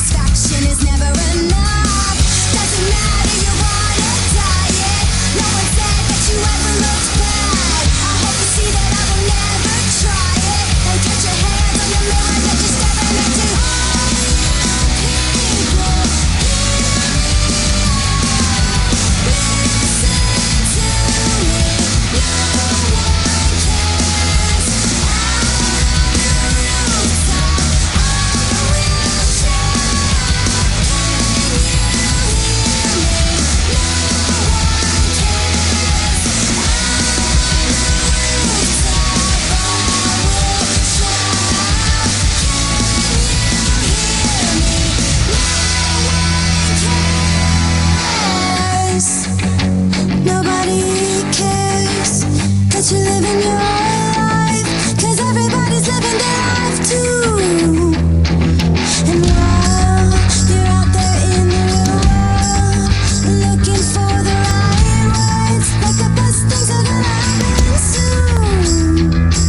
Well, the people you had known in the past and their fiction seemed it would always last. Well, these people care only about themselves. They're about their own and not anyone else. And maybe you thought they were here to see you.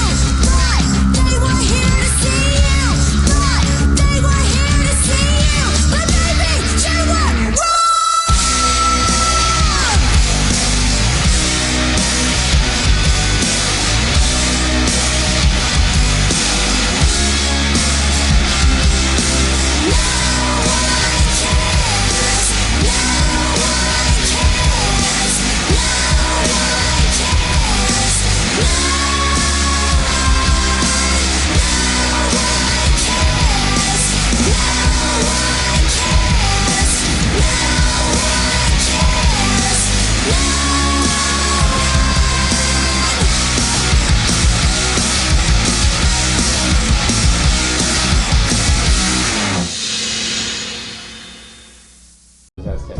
They've got a bad rep. They're hard to work with. See, here's the thing about party suites. Are we back on? Yep. So, you know, where we left off is that, you know, venues here in Amarillo, you know, you've got either you can fit 200 people or you can fit 5,000. Yeah. You know, and another thing about venues here in town is a lot of people don't have sound.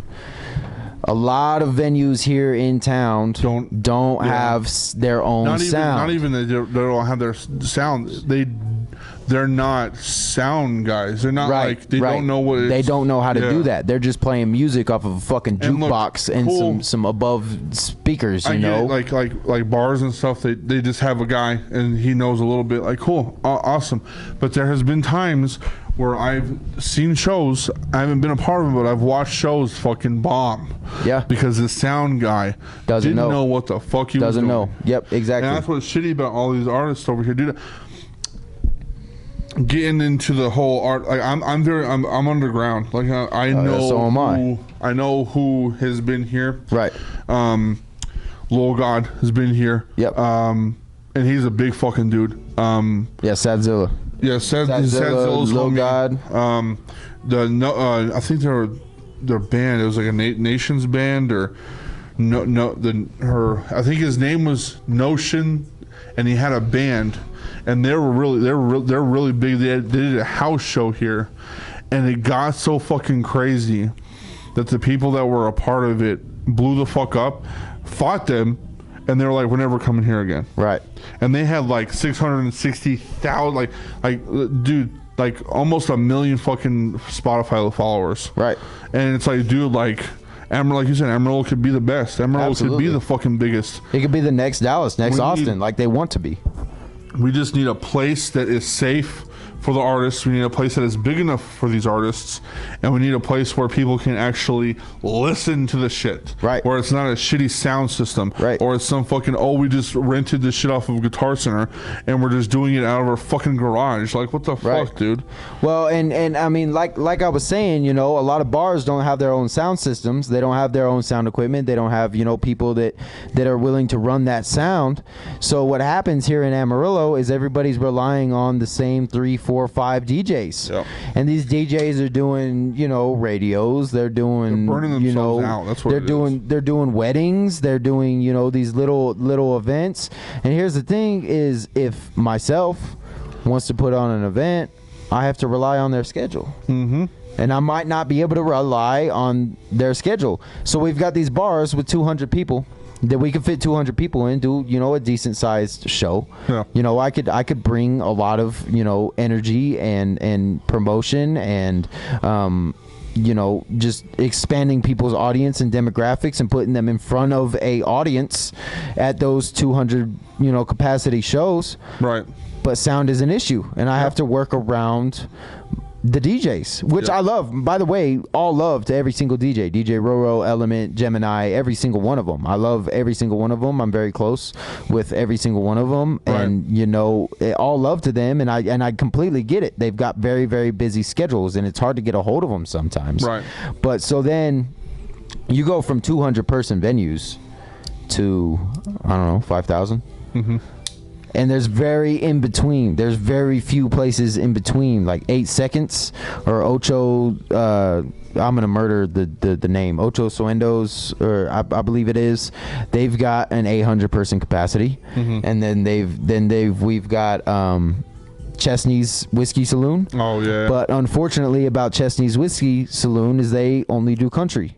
Yeah. Which I respect. Really? I respect it. But they're just like putting just only country up? Only country. Only country. Oh, okay. See, and I used to work. That's a little disappointing. I used to work a lot of shows in that bar when it was XR. Oh, right. When it was XR, I did so many shows there. Yeah. I did a lot with DJ Roro and A Plus Records. Right. We put on a lot of shows there, and they sold out. Right. They did great.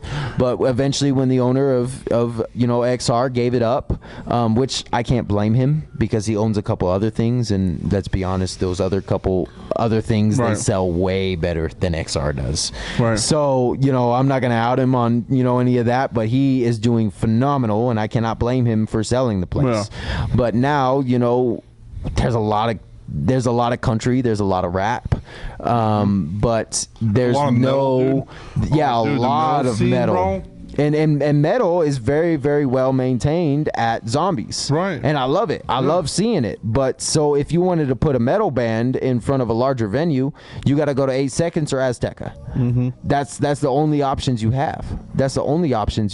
Right. So, A Plus Records is working towards changing that. Right. We're working towards bringing, the scene of Amarillo, a venue that everybody can perform in.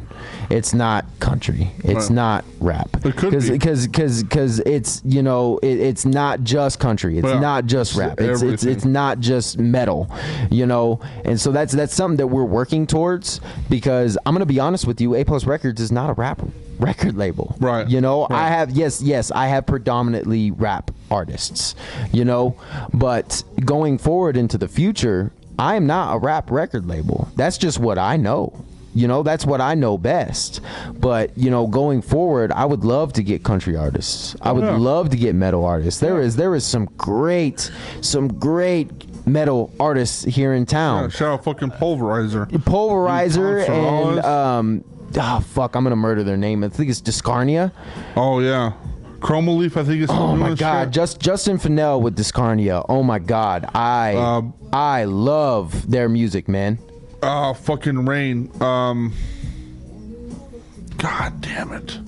There's so many artists. Division. Shout out to fucking Rain Division. Yes. He's a fucking. He's not metal, but he's in that realm. Right. He's pop. Right. He's rock. Shout out to fucking Aiden Hayes, country artist. That he's my fucking homie. I love his shit. Shout out to fucking Jack Thurman. He's an indie fucking. I wouldn't say country, but he's an indie guy. These dudes need also need a place. Fucking Porterfield. Yep. He needs a fucking place too. They need a place, and that's a big thing in Amarillo right now. Is what are you gonna do? Go to Hodgetown? Right. They're gonna charge you tens of thousands of dollars to perform at Hodgetown, which all love the Hodgetown, man. Right. I love their stadium. It's a great stadium, but one of the things about that stadium was it was supposed to be a multi-purpose stadium. Right. You were supposed to be able to do shows. You were supposed to be able to do stuff like that. Right. Which, of course, it's an outside venue, so it's going to be seasonal. Right. Have you seen a performance at Hodgetown? No. I've never seen one. Because they want too much. Yeah. Obviously. They want too much. Say it again? Yeah. Yeah, Jay Peso. Shout out to Jay Peso. And, there's so many artists here in Amarillo that I want them to be able to perform at, which, by the way, shout out to Jay Peso, man. I know he's been going through cancer, really? And yes, man, and I love seeing that he's pulling through, and shout out to my guy Jay Peso. No shit. And you know, there is a lot of artists here in Amarillo that I want to bring a audience to, Right, and right, give them an definitely. opportunity, because you know, A Plus Records is not just about my artists.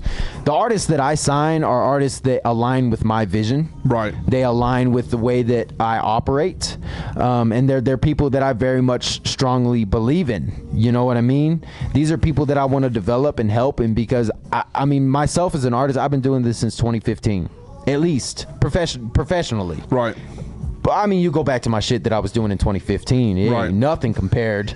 It ain't nothing compared to the things that I'm doing now. Yeah, you know, definitely. You know, there's growth, and some things withstand the test of time, and some things don't. But you know, going back all the way to 2015, I remember looking at studio time. Where can I record? Where can I do this? And I'm looking at these things like, man, this is gonna charge me $80 an hour, $50 an Right, hour. right. Why the fuck would I pay that when Right. I'll just go buy my own equipment? Right. So that's what I did over the years. 100%. So I became my own recorder. I became my own engineer. Right. And then I'm looking into mixing and mastering, and you know, I had worked with some people in LA and a couple other places. You know, shout out to my guy Zammy, forever love. You know, nothing but love for him. And but you know, I started looking into mixing and mastering, and I'm like, man, that is a lot of fucking money. So I learned how to do that. So then I learned how to promote. Then I learned how to do all of those things, but the business side. I mean, I've always been business oriented, but I don't know how to do all of that. And, you know, I met my guy, Gabe Morgan, at the job I was working at the time. And I was very professional, very, you know, clean cut, and he had no idea I was a rapper. He loves rap. He loves music. And when he caught wind of that, you know, we talked about things, and I ended up linking up with him, and we, you know, began a partnership.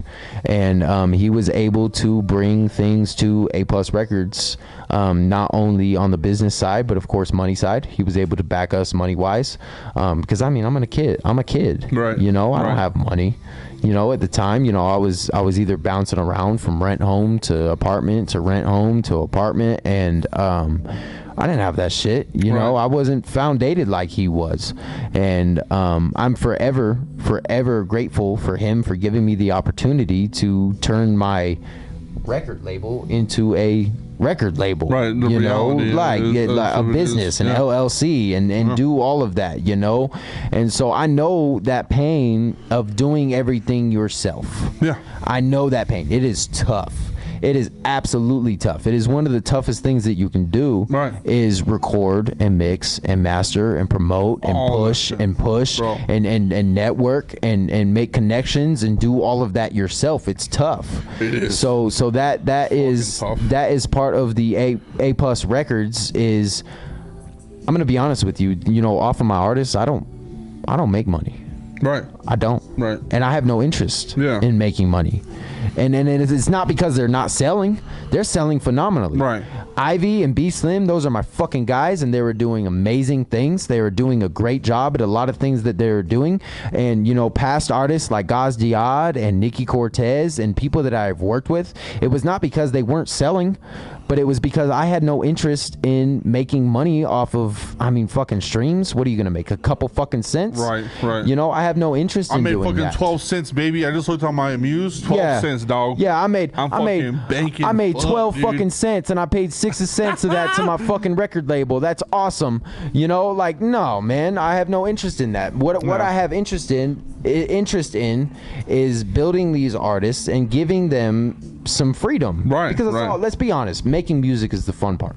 Right. Making music is the fun part. Doing photo shoots is part of the fun part. Yeah, Music yeah, videos yeah, is part of the 100%. fun part. Oh. But behind music videos and behind photo shoots, there's money. Oh, yeah. You have to spend money to do those things. You know, we pay, you know, we just recently paid James Pompa, Deagle Media. Shout out to James Pumps. Shout out to James Pompa. That is forever my videographer. Forever. Yeah. He did my first music video, and he has done my recent music video. I have never strayed away from him. He does a phenomenal job. Yeah. And so, you know, we recently just paid him for 12 music videos. Am I doing 12 music videos right now? No.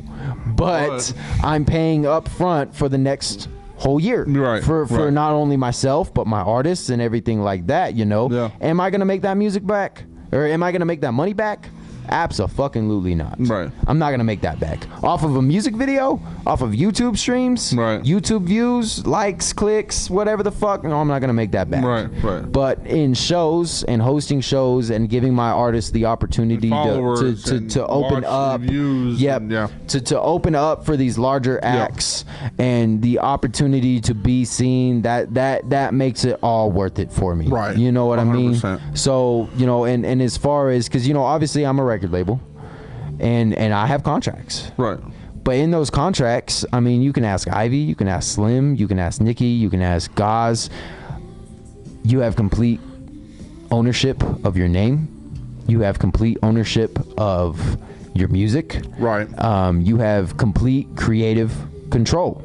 You know what I mean? Right. Because nowadays, artists are signing these 360 deals and they're getting fucked. Yeah, they're getting fucked over hard. I mean, they're like, yeah, we're gonna give you $1 million. But you're gonna pay us back 6. You know, like, so it's just. Or it's like, you're not that- going to see the 42 that you fucking... Yeah, so it's stuff like that, man, that it's like is important to me, that, you know, when people call us a record label or whatever the case may be, it's not just that we're a record label. Right. You know, I want to develop artists. I want to grow artists, and not only the artists that I'm growing and helping, but even people that's not with me. I want to grow and I want to help.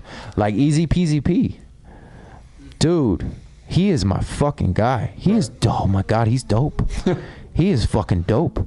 I've been following him for a long fucking time, and he is dope. Let me think. Who else? Of course, Silent is dope. Silent is sounds so like a fucking dude. dope. Shout out to Silent, bro. Silent is dope. OBI. OBI is dope. Sad Kid. Sad. Yep. Absolutely. Every single Young one God. of them. They're fucking dope. Smokey you know what I B, mean? Slammy J, Impresario Music. Raw House. Yeah. Raw Also House with is the cool. Dope Flow. Yeah. I mean, there's so many artists here in Amarillo. Oh, fucking Just And- Dino. Yep. Fucking Fordrian. Fucking who else have I had on fucking pod, dude? Hugo. Yeah. Hugo is dope. I love Hugo and the Boy Late Burr. Night Leaks. Curtis. Yeah. Juvie. Which, by the way, shout out to Curtis for letting us use Yeah, dude. this location. Yeah, for shout out this to Curtis for podcast. letting us fucking set up shop at Print Nation. Yes, sir. And honestly, this is the place to fucking be, dude. You need to get like a couch or something. I'd fucking chill here all the fucking time, dude. And- I'd chill out here, bro. I'd vibe the fuck out of here. this is the first time I've met Curtis, and I will tell you what, we're gonna get you guys on a show. Yeah, that's gonna be fucking sick. Abso-fucking-lutely, man. We're gonna make it happen. Shout out to fucking Big there. O. Big O. I'm gonna be in Purpose. contact. I'm on my phone 24/7 Wow. doing this music stuff. I've been doing it, yeah. Man, Oh, my I am constantly answering phone calls, calling people, you know, sending texts back and forth, emails, everything like that. So you're on the list, and we're gonna get a show going. Yeah. All right. We're gonna get a whole bunch. He's We're gonna nodding get his a head. whole bunch of fucking shows going, dude. I feel like this is gonna be the new wave, bro. Like, I mean, like you were saying, bro. Like, I've been doing this. I got Braxton on fucking 2 weeks ago, dog. Like, I've been doing this shit for almost 2 years by my fucking self. It's tough. Editing, promoting, doing all the fucking thumbnails. Actually, you know what? I'm gonna bring it back. Last, you did a fucking dope ass job with the thumbnails for a little bit, and then you handed me the fucking totem. So now I'm doing my own thumbnails. But now I'm doing my thumbnails. I'm doing my fucking editing. I'm posting on YouTube, and like, you know, shout out to Kid. He was like, "Hey, bro, you know what else you need to do?" I'm like, "No, I don't need no other thing to do because I have so many. I have so much shit I have to do now." There's so much to it. Like, and it's one of those things too, is like, I want people to understand, like, I'm not burnt out from this shit. There's no way possible that I will ever get burnt out from doing podcasts or music. But dude, when I tell you it's fucking hard, when it's hard. rough sometimes, it fucking is, bro. Where I'm tough. sitting in my room at 4 a.m. trying to figure out what fucking song to promote on my fucking podcast. And I'm scrolling through Instagram being like, is this guy good enough? Is this guy good? Is this guy good? You know what I'm saying? Like, fuck, dude. It takes so much tough. fucking time. It takes So a lot much of time. It takes a lot of time, and that's, you know, part of you know, part of A Plus Records, you know, obviously, it's hard to do it without a team. Yeah. It is hard, and you will get burnt out without doing it with a team. Yeah. You don't have a team in the proper way. And it sucks getting to that point where you feel burnt out because you're having to play all of these roles. You know what I mean? Yep. So, and that was a big thing with B Slim. Yeah, for real. That was a big thing with B Slim. B Slim, I have known him since about 2017, and I have been working with him for a long time. And it wasn't until recently that things had aligned to the point where we could do, you know, what we're doing. You know, obviously we signed B Slim in August of 2022. Right. And he has been working his ass off to bring new music for not only his fans, but as well as to put underneath the, you know, the A Plus Records roster. And B Slim said it himself. He said that it is hard to do it without a team. Yeah. And it is super hard. And that is something that I have always recognized, that it is super hard to do anything within this market, within this job territory, Right. without a team. Yeah, that's what Curtis was fucking saying outside too.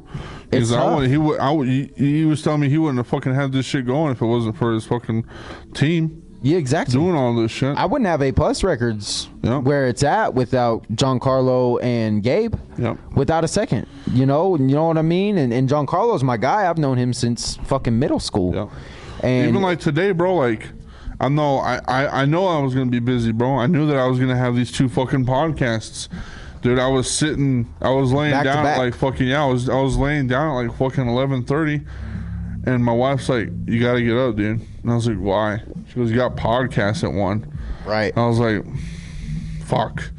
And I'm not a lazy fuck, but when it comes to waking up in the morning, fuck, dude, I hate it. Oh, it's tough. I fucking hate it. It's tough. I gotta wake up at 6 a.m. Yeah, dude, like, oh, fuck off. It Fuck is all that, tough. bro. It Oh, is tough. God Every damn. single day, 6 a.m. I'm waking up. And it's just not even like today. It's just like there's just moments in my life where I'm just sitting there being like, fuck, dude, I gotta fucking edit. And I'll say that out of random. And then 4 hours later, my wife's like, "You gonna go fucking edit then, bitch? Like, Right, what the fuck? right. Get off your ass and fucking do it." And I'm like, "Yeah, you're right." And then, you know, and then I get in there and I anticipate it. And I'm like, okay, it's not as bad as I thought it was gonna be. But it's just one of those things where it's like, fuck, dude, I'm doing all this shit. And I'm running with my fucking head cut off. But at the end, you have to realize, you have to know, as artists, as what you're doing with A Plus Records and everything, there is an end game. There's an end thing. Yeah, absolutely. And if you have your eye on the prize, dude, that's what keeps people going. That's what keeps me going. I'm like, I know for one fucking day, I'm going to be doing this for my job. The podcast will be my job. Right. And I will be getting paid to do this. That's the This is dream. my dream. You know? Well, I'm gonna be honest with you. I'm not stopping until I'm like the next Interscope, Hell yeah, Sony, dude. Universal. You know, I want my fucking logo on the top of that old Chase building. Right. You know, that's my Yeah. end game. You want That's my shit. end game. Yeah, I'm happy when I'm up there. You know what I mean? Like, I'm happy when I've grown A Plus Records to the point where Right. Amarillo has been built off of A+. what we're doing. You know, and it's not just about our name. It's not just about that. I take pride in seeing artists prosper. Right. Which, you know, taking it back to artists, you know, there was a couple names that I left out of there, which was ROTP Chief. Man, I am so proud of seeing the things that he is doing and the moves that he is making, like 2-3 and Wood Life and you know, Trouble Man. Oh my God, dude, Trouble Man is dude, dope. we were just talking about Trouble Man. Trouble Man was on par last week. Dude, he Trouble just showed Man- the fuck up. Trouble and he Man was is talking about dope. waves. He was like, "Bro, wavelengths, bro." And I was like, "Bro, you are a wild fellow." Trouble Man is dope. You know what Yeah, I Trouble mean? Man's- Like shout out to a Trouble lot Man. of those guys I just have not had the opportunity to actually sit down with and Yeah. talk to and stuff like that. And but man, they're dope. Every single one of them. And like I said, man, I'm a hip hop head. Tree Life Entertainment, 806, and what they fucking Yeah, do. yeah, man. I hate to see 806. They're doing their last 2 performances Oh, this month. really? Yeah, their last 2. Are You they know, and- moving? Say again. Are they moving? No, I think they're just breaking up. I don't know. I don't know if they're breaking up. I think they're just done. Yeah. I think they're just done. I think they're just done. I don't know. I don't know the specifics of that. Right. Hey, stop. And matter of fact, you know, there was a show that we had done with a certain promoter and a certain group that 806 was at, and this was definitely back in my younger days. And they used Gaz Diad. He was the headliner of that show. Yeah. Oh, nice. And what ended up happening was his set got cut. Oh, really? Gaz Diad? Yeah. Like cut in half? Not cut. No, cut. Oh, His really? got cut He just completely. wasn't the headliner Completely anymore. cut. Yeah. And I'm gonna be honest. I was young, and we were at the height of Right. what we were doing back then. Right. And I was like, "Fuck that, man." And we said we were gonna perform in the parking lot. And you did. And 806 was not happy about that. They were not happy about that. You know what I mean? And they were just performing. Right. But so there was a little bit of a disagreement on that. And I haven't exactly had the opportunity to patch it up with them. I've tried. Right. And like I said, man, I was like 18 at that time. Right. I'm 20. Old shit. I'm 23 now. And looking back at that, I was like, man, I was tripping. And I was like, I should have just said it is what it is, But back then, I was like, man, my fucking artist got cut. That's Right. fucking bullshit, you know. I would have been the same fucking way. I was like, that's fucking bullshit, So, looking back at it, I would love to patch things up with 806 because they're dope guys, man. And I hate to see that this is gonna be their last two performances, and I'm absolutely gonna be there. Right. I'm absolutely gonna be there at their last two performances, because Eli, I actually knew when I was younger. Way when I was younger, and I didn't, I only kind of knew him as an acquaintance almost. But later on, when we got into the rap world, I saw him and I was like, oh shit, I fucking know you, Right. And but so shout out to him, shout out to Eli, shout out to Tree Life. Right. I absolutely love what they're all doing, and I love all of the underground. Right. I love all of the artists here in Amarillo. And I am not shy away from working with every single one of them. Right. There's nobody that I have a problem with. There's nobody in any genre, any artist that I am, opposed from working with. I'm constantly growing that connectivity base. Right. And that's great. I think it's going to be a good, because you've been doing it for a while, but I feel like this is just going to be a new wave where it's just all coming. It's all connecting. That's all it is. Right. It's just all connecting. And there's artists like I Rip My Bottom Lip, Miss Joji, Habit. Let's see, Y Care. Shout out to fucking all of them. They're in the vicinity.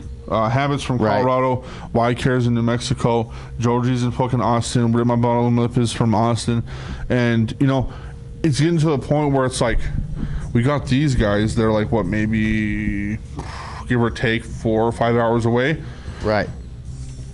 Let's get them over here. Let's see what they can do. What they do there over here. Let's see what they can do over here. Because Miss Georgie's a fucking badass bitch. Fucking Rip My Bottom Lip. He's good as fuck. Y Care. He's a part of the hyper punk pop scene, and his fucking music's fucking amazing. He's a dope motherfucker. Right. And fucking Habit is a fucking Habit. And shout out to fucking what's her fucking name? She's from Lubbock. What's her name? She's the woman of the devil. She's the devil version of a woman. Lilith. Shout out to fucking Lilith. And she's from Lubbock, and Habit. They're from Colorado. They're DJs. Phenomenal fucking EDM artists. Right. We bring them over here. Let's see what's up. You know what I'm saying? Like, that's how we need to fucking do it. And man, as soon as I picked up this microphone, I forgot a lot of names. But I mean, shout out to Cookie. She is a dope artist. Dope. I mean, she is so fucking tight. Like, just phenomenal. Right. And as well as Dreama. Dreamer, man, he is dope, and I would love to see, because I'm bringing my artists to South by Southwest like I did back in the day, and I took a break off, not only because I was a perfectionist, and as well as because one of my business partners got married. I had a kid. Right. One of my other business partners had a kid, so everything kind of and then COVID hit, Right. So right. so a lot of things just kind of fell apart all at the same time, and now we're coming back. I've been working it the past year and a half, reestablishing the brand and kind of remolding the way that I want to operate. Right. And it's now that a lot of those things are showing. I mean, me and B Slim have been in talks for a long time about doing this deal. Me and Ivy have been of course always clicked up. I mean, he was signed before and he just re-signed, and we were finally able to put out that cover art that what the team is. Right. Right. And now going forward into the next couple months, I've got an album coming out. And this album is very, very close to my heart. Right. Because not only is it my first actual album since 2017, but it goes over a lot of the things that we've been through over the last few years, as well as things that I've gone through in the past, and as well as some very, very hard, dope fucking songs, right. man. And I worked hard at this thing for, I don't know, a year and a half. And it is phenomenal seeing that I could take 2-3 years off as a record label and come back and do some of the biggest things that we've ever done. Right. We got a lot coming. And what I want to say is that if you are a promoter in Amarillo or Lubbock or any surrounding area, hit me up. Hit his line. Hit his line, and then hit my line. Hit me up. Because then we could talk about your shit too. And man, I'm very grateful to be on this podcast. Oh yeah, definitely. I'm glad you came, bro. And I love seeing what you're doing, not only for the community but as well as for yourself. Appreciate it. It's dope. It's very dope, and especially because podcasts are so fucking big right now. Yeah. 2 years ago, podcasts ain't shit. Right. Nowadays, they're huge.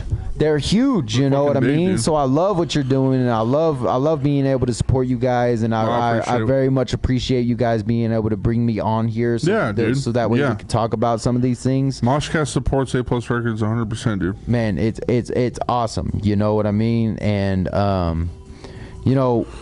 that goes even to your new artists, whatever you show up and you were like, hey, I want to fucking interview this guy, fucking let's do it. You know what I'm saying? Let's make sure that A+ Records gets all the fucking information from MOSHCAST and shit, you know? Yeah, absolutely, man. And like I said, I support it 100%, and I love what you're doing. And I'm gonna be honest, I may look like I'm just some white guy, I may look like I'm just some white guy, that thinks that he's gonna get into the business of hip hop and rap and everything like that. But I'll tell you right now, I am a hip hop head.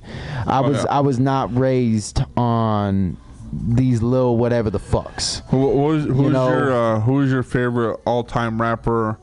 Growing up, like who's the guy that you looked up to? Growing up was Eminem. 100%. But I mean, it wasn't just rooted in Eminem, and that's the thing of me and my style. Right. Is I was raised on East Coast, I was raised on West Coast, I was raised on mid. Everything. So I listened to Tech Nine. Yeah. I listened to Cut Calhoun and Chris Calico and Twista and Nas. ICP.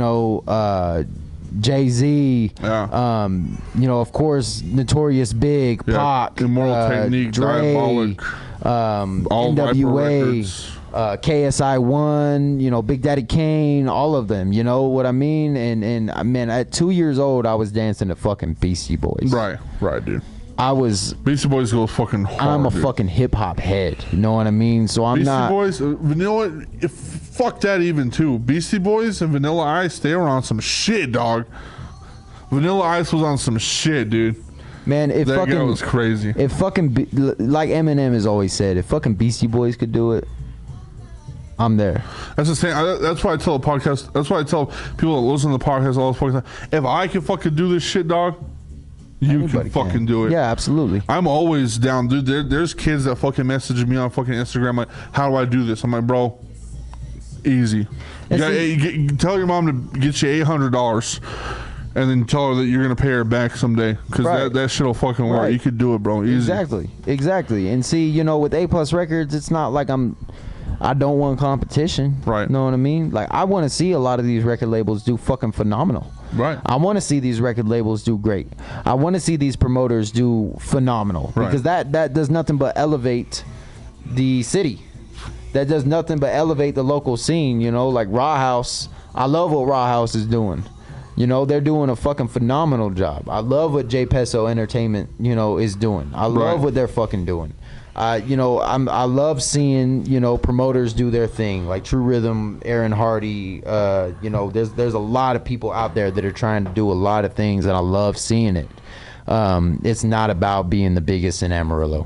It's about bringing something to Amarillo. It's about inspiring Amarillo. Yes. To continue to do the shit that we're doing. And I want to see the high school kids. Yeah. I want to see the high school kids. I'm not going to be here for fucking fucking ever. You think I'm going to be in Amarillo all the fucking time? Hell no, man. dude. I want to see the high school kids. That's the thing is nowadays is like, when I was in high school, it was huge. We were performing at Yellow City Bomb Shelter and doing shit like that, like with Grayson Carter and Stoney and Corbin. Which, by the way, shout out to Grayson Carter, Stoney, and Corbin. Man, they're fucking dope. Right.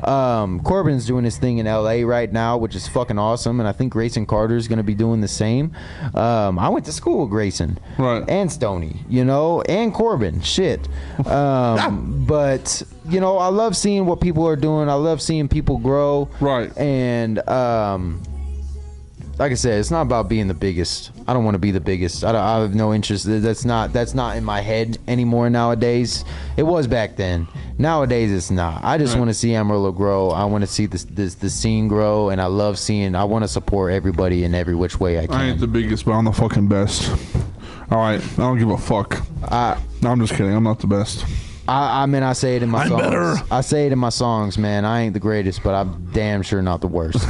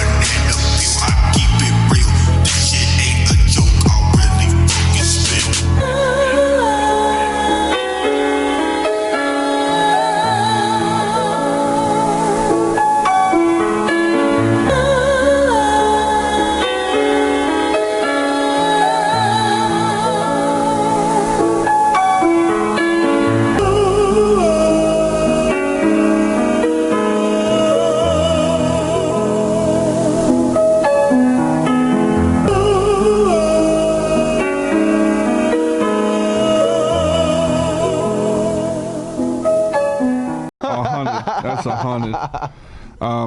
Dude, we should have asked this at the beginning, but I have Yeah, I have a question. So it just out of nowhere. I don't know why I thought about this. Because we're in Texas, right? Right. So, fast food joint that makes you think of Texas, that's only in Texas, what is it? Well, shit, man, I'm not from Texas, but fast food joint. Yeah, that's only in Texas that makes you think of Texas. What is it? Only in Texas that makes me think of Texas. It's got to be Whataburger. See, god damn it. God damn it. Dairy Queen. DQ, bro. Come on, man. Man, DQ's in other states. Yeah, but that's Y'all what you know like that, right? about Texas, though.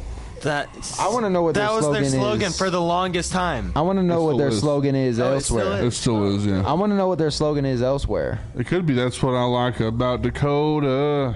Yeah, man, because I was born in Arizona, Oh, okay.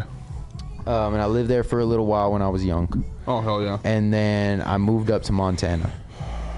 Ooh, Montana, bro. Yep. What the fuck? Yep, I lived up in Montana for a little while, and Cold? then we absolutely cold.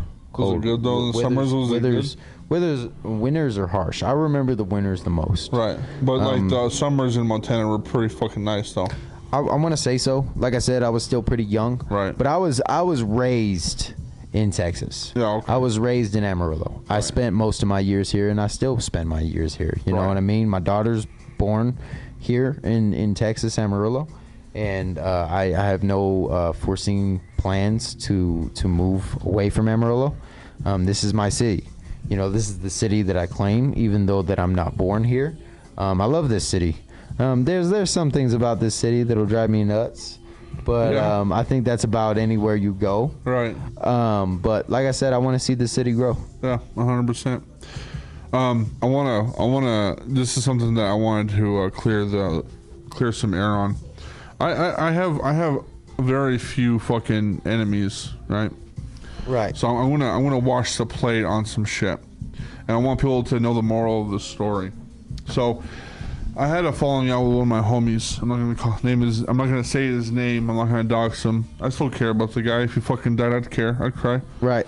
But we don't longer communicate. Right. And my homie from the town that he's at goes to the place that he works quite frequently, and he likes to talk shit about me, right? Right.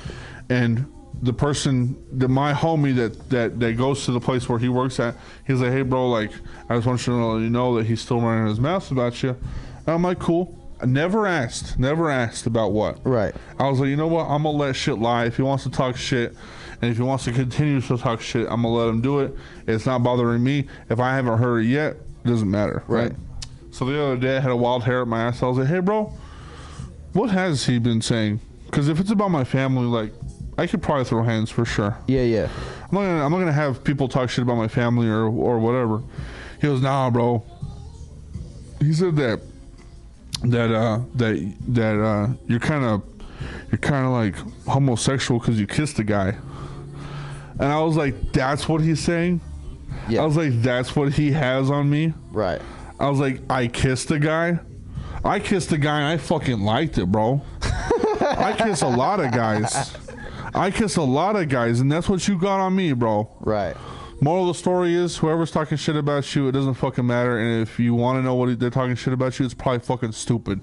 So if you got Right. fucking haters, bro, fuck off. Well, and in my earlier days, because obviously I was raised upon battle rap as well. Oh, yeah. You know, R.I.P. You said about that? R.I.P. Pat State, bro. yes, past God day, damn, bro. That absolutely, was man. horrible. I heard that shit and I was like, what I the know, fuck? dude. I saw it and I was like, damn it, dude. And RIP everybody we've left, Right. lost, But so I was raised upon battle rap. You Yeah. know, Ice Cube, stuff like that, man. No Vaseline really built the way that I was able to battle rap. Right. And so in my younger days, anybody I had a fucking problem with, I did not shy away. I did not shy away. not in one little fucking bit. Yeah. And there's A Plus Records has had such a long history. I've had roster upon roster upon roster. And I want to say that back in the day, me and my guy Thomas, otherwise known as Unspoken Truth, and then Spoke, and now Black Dahlia Kid, He was a huge part of Amarillo as well as A Plus Records. Hell yeah. And he eventually ended up moving away, you know.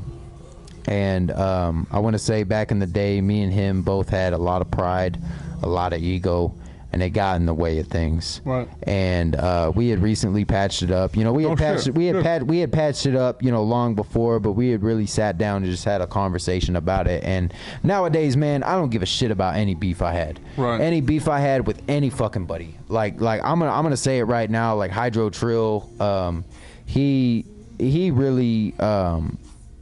You know, me and him had a lot of back and forth, and we patched it up many times. Me and him are not on speaking terms, Right. And it is not because of my pride or my ego. You know what I mean? Right. And it may not be because of his either. We're just not on that level anymore. Right. But I got love, you know. Yeah. I got love for everybody doing their thing. You gotta stay that way. Stay humble. I have no disagreements or beef with absolutely anybody because I'm gonna be honest, man. I'm too fucking grown for that shit. Right. I mean, I do have, you know, a certain level of don't, you know, fuck around and find out. Yeah. But nowadays, I'm very, very keen on not trying to do the whole battle rap, dissing back and forth type shit, because that's a lot of what I did. Right. That's a lot of what I did. And, you know, nowadays, it's like, why would I waste my time? Why would I waste my energy? Right. On dealing with that type of bullshit. And You probably know fucking Nestor then. Yeah. Over there in Fiona. Yep. Yeah. So it's just, you know, it's just stuff like that I just, you know, have grown away from and I have no interest in, but at the same time, it's still fuck around and find out because it's still in me. Have you seen that TikTok where it's a guy, he has a fucking graph and he goes, if you continue to fuck around, Continue to fuck you're around. definitely gonna fucking find out. The more likely you are to find out. You know, it's like 1 to 10 on both sides. So if you get to fuck around at 10, then you're gonna find out at 10. You know what I mean? So yeah, I mean, I'm the same way, but like I said, you know, any beef or any disagreement or anything that I had back in the day, I just don't have it, and I wanted to clear that up right now. On the MOSHCAST, bro, hash that shit out, bro. Because I have no interest in doing that shit, and all I want to see is everybody grow. Hell yeah. Bars. Hell yeah. Well, dude, like I said, dude, I appreciate you coming on the fucking podcast. It was a fucking pleasure talking to you. Thank you. I'm glad that we finally found a place to fucking record. I was Me too. running around with my fucking head cut off yesterday. I know how it goes. Curtis, again, dude, thank you for letting us do this over here at fucking Print Nation. Like I said, dope ass shirts. They'll print your merch. They'll print you anything. You need your fucking grandma on a fucking shirt, they'll do it. They don't give a shit. Hell yeah. They got fucking shirts, hats. They got beanies over there that I'm gonna check out. They got earrings. They got trinkets for your wife, your girlfriend, or your grandma, or whatever. It's black owned. So they got a lot of the black pride going on over here. Black excellence. Yeah, black excellence is fucking great. So show up over here. Shout out your fucking shit where everybody can find you, bro. You can find me, myself as an artist, Badfellow, on all social platforms. You can look me up on Instagram at Gavin Badfellow.